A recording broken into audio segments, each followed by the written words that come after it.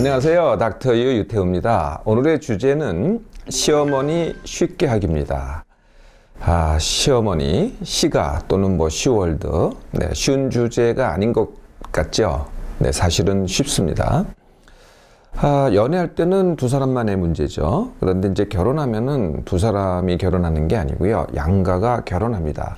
그래서 이제 양가가 만나는데요. 그 양가의 관계가 이루어지잖아요. 근데 그 중에서 가장 핵심적인 두 인물이 바로 시어머니 그리고 며느리가 되는 거죠. 그러니까 두 사람의 관계가 가장 이제 중요한 그리고 가장 문제가 되는 관계가 되는 겁니다. 자, 어떻게 시어머니 쉽게 하기를 할까요? 첫 번째, 시어머니가 며느리한테 원하는 것, 이게 과연 뭔가를 며느리가 알아야 되겠죠. 나인 며느리가. 두 번째, 며느리인 나가 시어머니한테 원하는 것, 이게 두 번째가 되겠죠. 자, 이건 각자 원하는 거고요. 세 번째는 뭐냐면은 그러면 진짜 상황은 뭐냐, 실제 상황은 뭐냐, 이게 세 번째고, 이 세 가지가 되면은 내 며느리로서 내가 어떻게 시어머니를 쉽게 할까, 이게 이제 오늘의 내용입니다. 자, 첫 번째, 시어머니가 며느리인 나에게 원하는 것. 크게 많습니다만은 5개만 말씀드릴게요. 첫째는요, 내가 내 아들한테 잘한 것 같이 너도, 내 며느리인 너도 내 아들한테 잘해라, 잘 돌봐줘라. 이게 첫 번째입니다. 이제 내 아들이지만은 이제 며느리한테는 남편이 되겠죠. 이게 첫 번째고요. 두 번째가 내가 희생한 것 같지 너도 좀 희생해라. 잘하는 게 문제가 아니라 나는 희생했다. 그러니까 너도 희생해라. 이게 이제 두 번째고요. 세 번째, 나는 다 알고 싶다예요. 워낙에 여자들은 다 알고 싶어 해요. 내 아들, 내 남편, 모든 걸 알고 싶어 하거든요. 근데 이제 아들을 장가를 보냈어요. 그래도 불구하고 아들에 대해서도 알고 싶고, 며느리에 대해서도 알고 싶습니다. 그러니까 다 알고 싶어 한다는 거예요. 네 번째, 나는 주고 싶어요. 누구한테? 내 아들한테, 그리고 내 손주한테. 이 며느리한테만큼은 좀 층하를 하고 싶어요. 층하, 그러니까 차별하고 싶다는 거죠.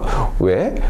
내가 그랬으니까. 내가 차별을 받았거든요. 그게 너무나 정상이거든요. 그러니까 나도 자연스럽게 나도 다 주고 싶은데, 아들한테, 손주한테 다 주고 싶은데 며느리한테만큼은 좀 차별이 돼요.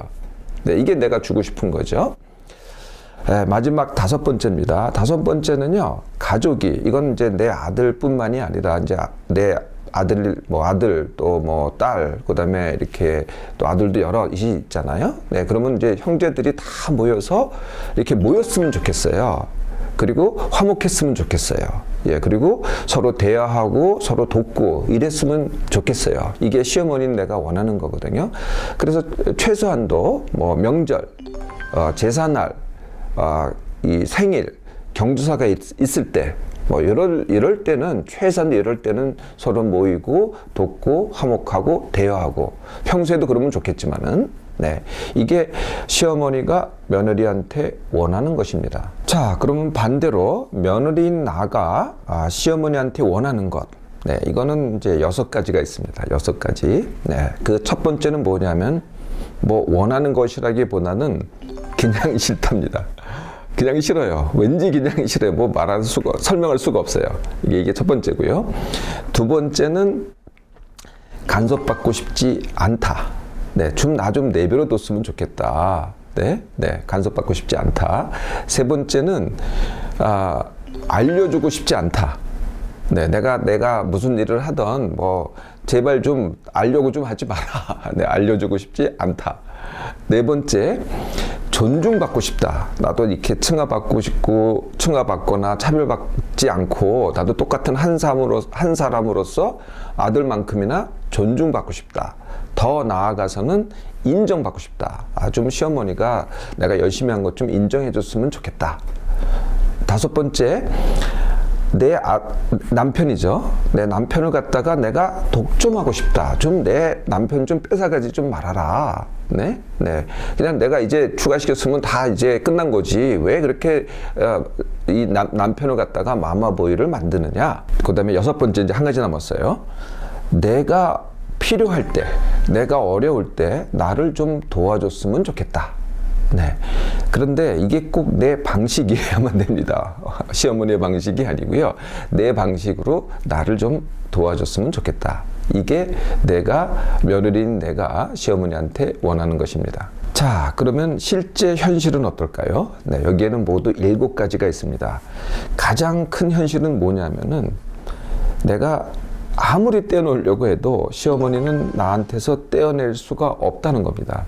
네, 뭐 시어머니가 죽거나 내가 죽거나 이런 상황이 아니면은요 정말 떼어낼 수 없어요. 사실은 시어머니뿐만이 아니고요 어떤 가족도 우리가 이제 가족의 연을 끊는다 그러잖아요. 뭐 안 보고 살 수는 있지만은 정말 떼어낼 수는 없다는 거죠. 그래서 첫 번째, 떼어낼 수 없다.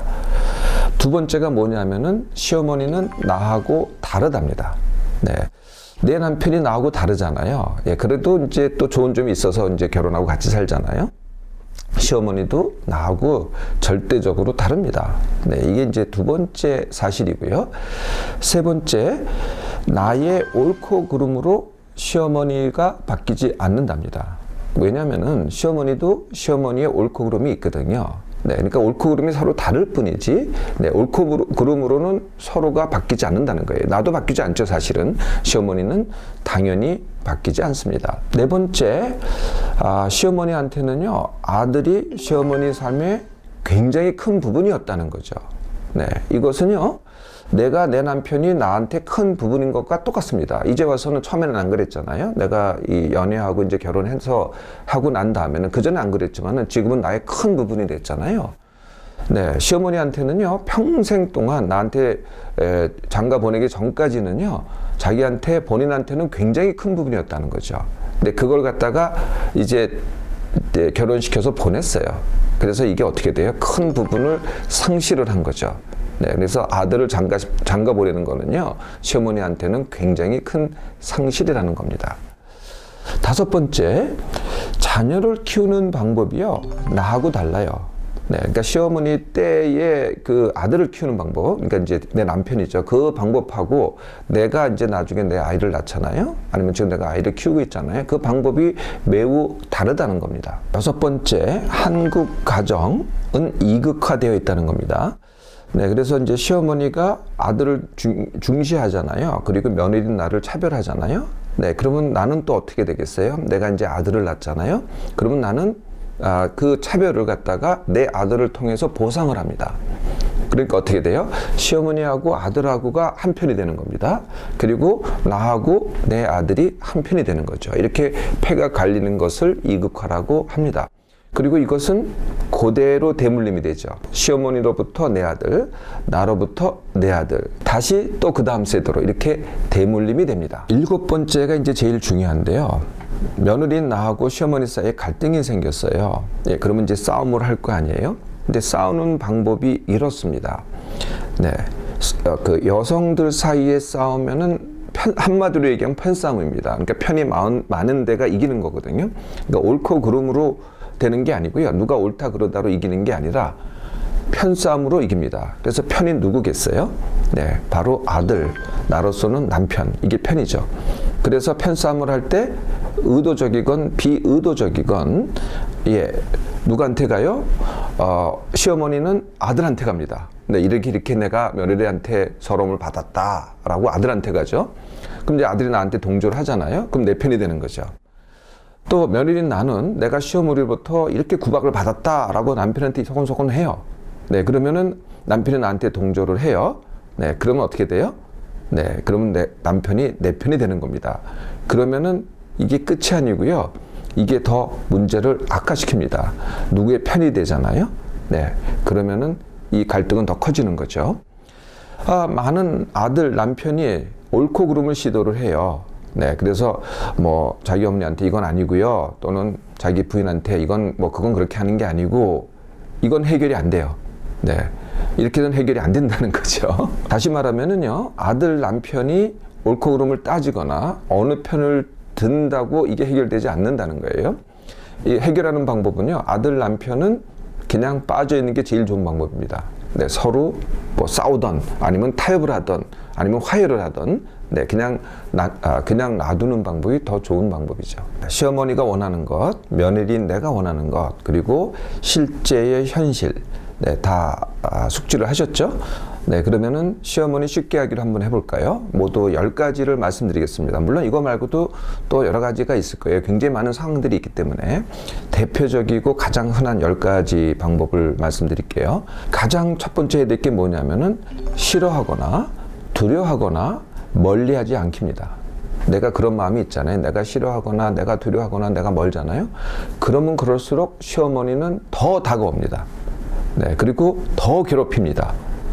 네, 그래서 얼뜻 봐서는 내가 며느리는 내 입장에서는 이게 시어머니 문제 같거든요. 야, 시어머니가 왜 저렇게 나를 괴롭히나, 나를 왜 이렇게 힘들게 하나, 시어머니의 모든 문제 같잖아요.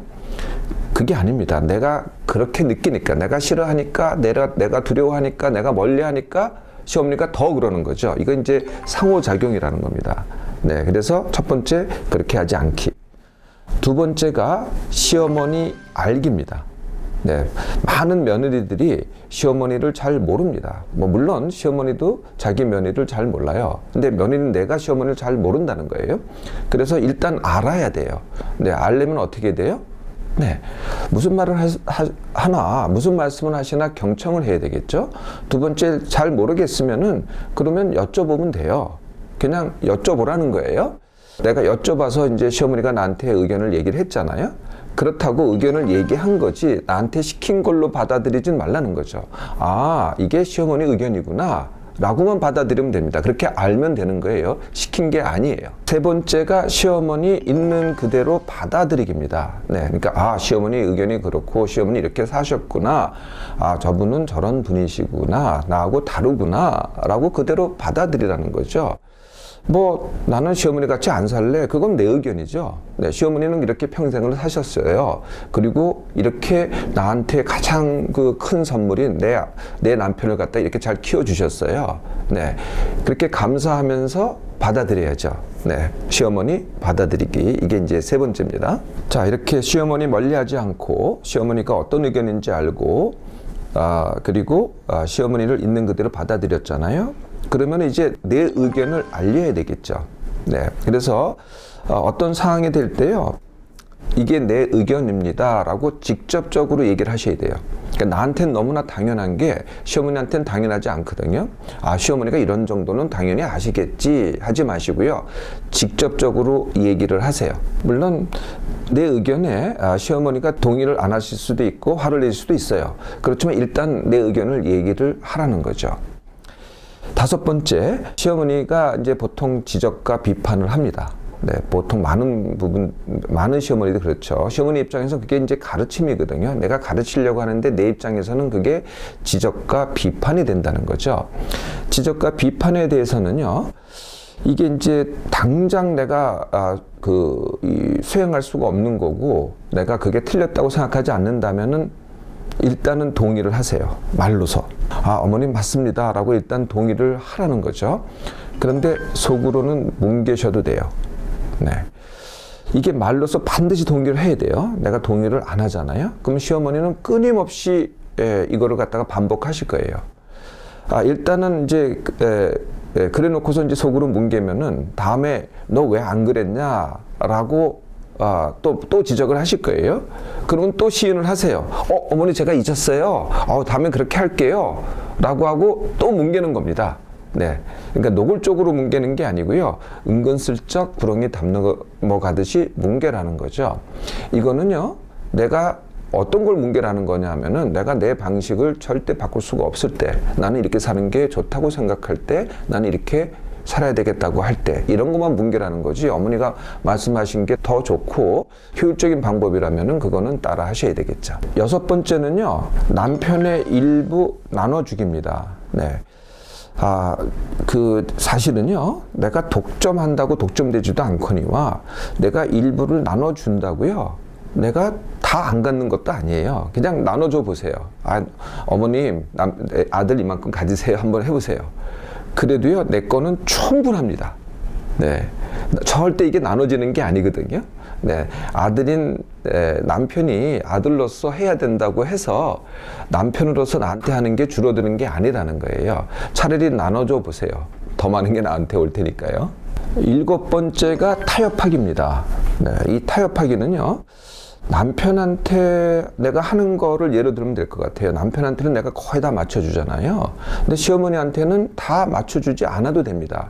다 맞춰주지 않는 남은 것들은 타협해도 되잖아요. 네, 그 타협한다고 뭐 내가 달라지는 건 아니거든요. 네, 이렇게 해서 시어머니한테도 일부는 타협으로 맞춰줘도 된다는 거죠. 내가 맞춰드리잖아요. 네, 그러면은 시어머니도 조금은 나한테 맞춰줍니다. 8번째는요, 주고받기를 통한 시어머니 이용하기입니다. 네, 내가 드리라는 거죠, 먼저. 네, 뭔가를 시어머니가 원하는 게 아까 있다 그랬잖아요. 네, 이걸 먼저 드려보세요.